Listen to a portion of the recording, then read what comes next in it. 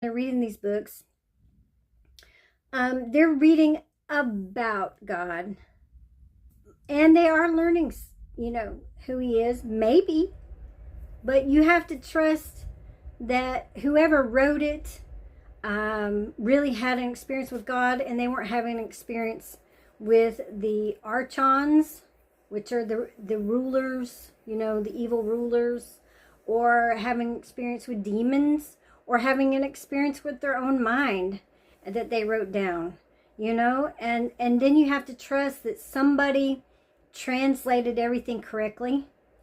And how do you know? I mean, that's a lot of research you would have to do. You'd have to go and learn Hebrew. You'd have to go and learn Aramaic.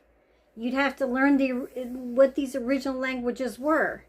And then there's some people who say, well, the dates on some of these are long after Jesus went to heaven, resurrected, and went back home. But they're not taking into account that there are a lot of word of mouth. There was an oral tradition, and there was books before then. They just weren't the ones included in the canon. In fact, you have to kind of question why the books in the canon of the Old Testament and New Testament, especially the New Testament, why are some of those canon books, they say hundreds of years, written hundreds of years after Jesus left, and why were those the ones chosen? And the more that I've looked into it, the Council of Nicaea, and that it was like King James wanted things to be a certain way, and I really think there was a lot of political reasons that they chose certain books to be there and others to not be there. So then what you want to do is try to read all the scriptures.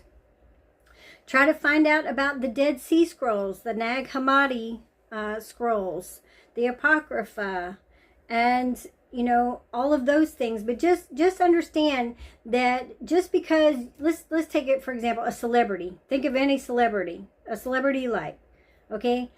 Just because you read about that celebrity in People magazine, and you see him on TV or the movies, and you've seen them a lot, you don't know that person.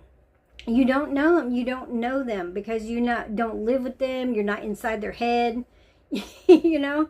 And so it's the same with God.